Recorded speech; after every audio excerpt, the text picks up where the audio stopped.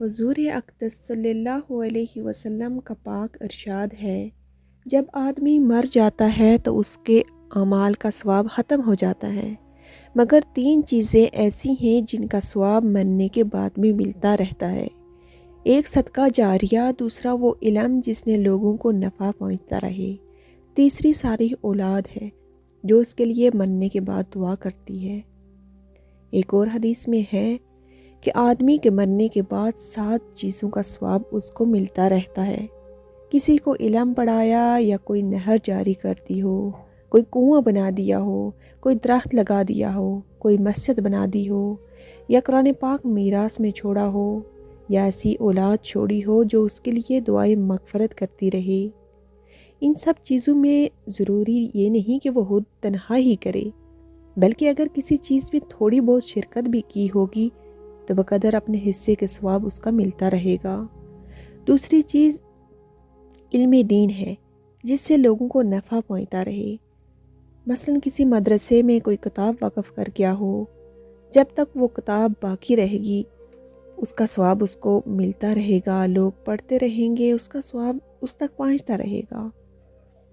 کسی طالب علم کو اپنے حرص میں حافظ بنایا یا عالم بنایا ہو، جب تک اس کو علم حفظ کراتا رہے گا وہ اس کو ثواب ملتا رہے گا، یعنی وہ حافظ اور عالم خود زندہ رہے یا نہ رہے اس شخص کو اس کا ثواب ملتا رہے گا۔ مثلا کسی شخص کو حافظ بنایا تھا، اس نے 10-20 لڑکیوں کو قرآن پڑھایا تھا اور وہ حافظ اس کے بعد مر گیا، جب تک یہ لڑکے قرآن پڑھتے رہیں گے اس حافظ کو مستقل ثواب ملتا رہے گا۔ اس حافظ بنانے والے کو علیحدہ ثواب ملے گا، اور اسی طرح جب تک ان پڑھنے والے لڑکوں نے سلسلہ جاری رکھا تو قیامت تک اس کو ثواب ملتا رہے گا۔ اس نے آگے جتنے بھی حافظ بنائے، جتنے بھی عالم بنائے، ان سب کا ثواب اس تک پہنچتا رہے گا۔ تیسری جو بات ہے وہ اولاد صالح ہے، یعنی اولاد صالح اس کے مرنے کے بعد اس کا ثواب ایسا ملے گا کہ ایک حدیث میں ہے کہ نیک عورت کا قصہ ہے کہ جس کو ہانیہ کہتے تھے، بڑی کثرت سے عبادت کرنے والی تھی۔ جب اس کا انتقال ہونے لگا تو اس نے اپنا سر آسمان کی طرف اٹھایا اور کہا، اے وہ ذات جو میرے توشہ اور میرے ذخیرہ ہے اور اسی پر میرا زندگی اور موت پر بھروسہ ہے، مجھے مرتے وقت رسوا نہ کیجیو اور قبر میں مجھے بخشت نہ رکھیو۔ جب وہ انتقال کر گئی تو اس کے لڑکے نے اہتمام شروع کر دیا، ہر جمعے کو وہ ماں کی قبر پر جاتا اور قرآن پڑھتا، اس کو ثواب بخشتا، اس کے لیے جو سب قبرستان والوں کے لیے دعا کرتا۔ ایک دن اس لڑکے نے اپنی ماں کو خواب میں دیکھا اور پوچھا، اماں تمہارا کیا حال ہے؟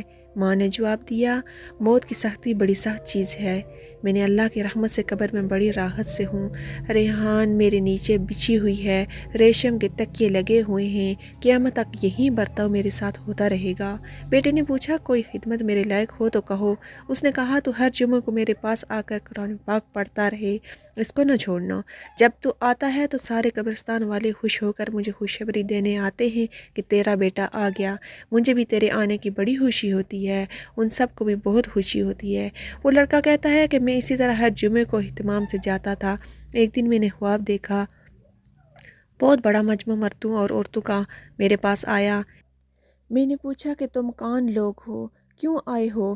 وہ کہنے لگے کہ ہم فلاں قبرستان کے آدمی ہیں، ہم تمہارا شکریہ ادا کرنے آئے ہیں، تم جو ہر جمعے کو ہمارے پاس آتے ہو اور ہمارے لیے دعائیں مغفرت کرتے ہو، اس سے ہم کو بڑی خوشی ہوتی ہے، اس کو جاری رکھنا۔ اس کے بعد سے میں نے اور بھی اہتمام کرنا شروع کر دیا۔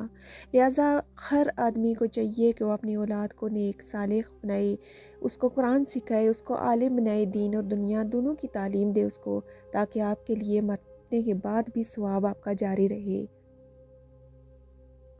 اور میرے چینل پہ نئے ہیں تو چینل کو لائک کریں، سبسکرائب کریں، بیل آئیکن دبا دیں تاکہ دین کی بات آپ تک پہنچ سکے۔